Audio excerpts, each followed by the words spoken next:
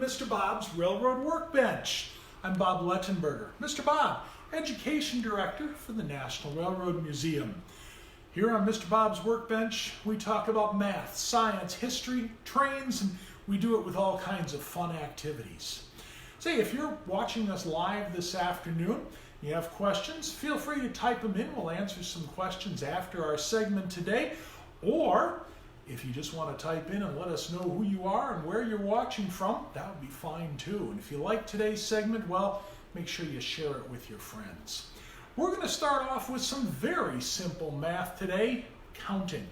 You know, moms and dads, experts tell us that from a very, very early age, we actually can figure out how many things are in front of us.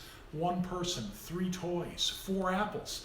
But what we don't know is the symbols and the names to associate with the objects we're looking at. And that's what it takes to learn how to count. So, tell you what, come along with me and let's do some counting. Here on Mr. Bob's Railroad Workbench, I have the big boy. And we're going to build a train for the big boy. So count along with me as we add the cars. We're going to add 1, 2, 3, here comes number 4, 5, 6, 7, 8, 9, and our caboose makes 10. Pretty easy when you know the names and the symbols that go with the numbers to count from 1 to 10. Now, let's go a little further. On Mr. Bob's Railroad Workbench here, we have the blueprints for the big boy. One page that they use to help build this massive locomotive. And as we roll that out all the way along the workbench, let's do this. How about if we count how many wheels are on the big boy? Let's start all the way here at the front. 1, 2, 3, 4, 5, 6, 7, 8, 9, 10, 11, 12. 12 wheels on one side of the big boy. But of course, big boy has wheels on the other side as well, so we'd have to count 12 more, which gets us up to 24. Pretty big number. You know, all these numbers we've been talking about have some names associated with them. And if we look at it, the numbers that we've been counting here are actually whole numbers. When you go along our number line, we count 1, 2, 3, 4, 5. You notice there's no numbers in between each of those. That's right, no fractions with whole numbers. That comes a little later. These numbers could also be called counting numbers. When we count, we don't start with 0, we actually start with 1 and go on to 2 and 3, 4, 5, 6, or how far ever we need to go, maybe thousands and thousands.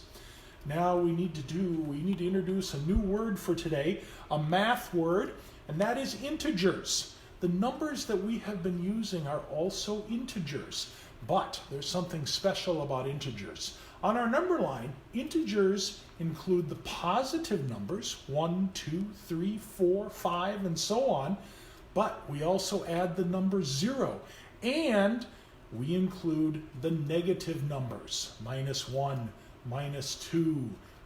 Now, believe it or not, you probably have already been using integers, you just don't realize it.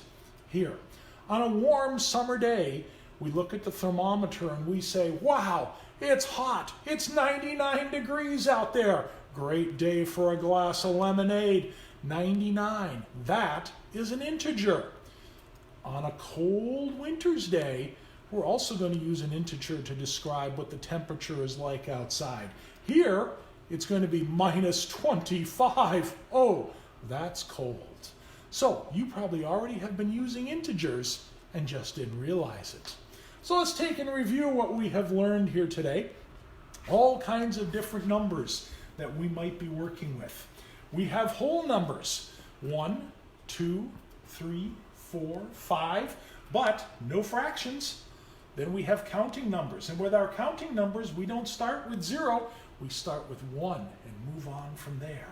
And last, that new word that we talked about, integers. And on our number line, we have the positive numbers, the negative numbers, and 0, and the numbers can go on in either direction as far as we possibly can imagine.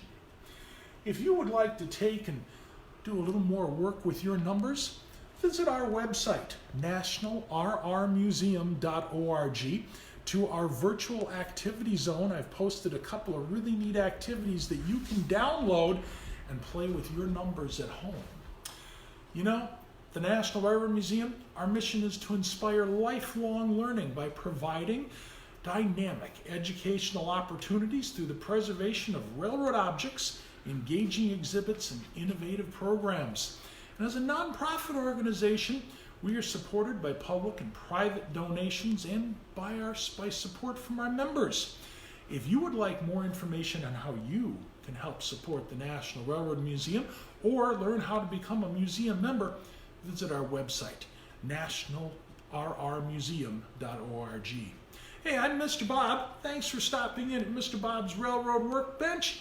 We'll see you here again real soon.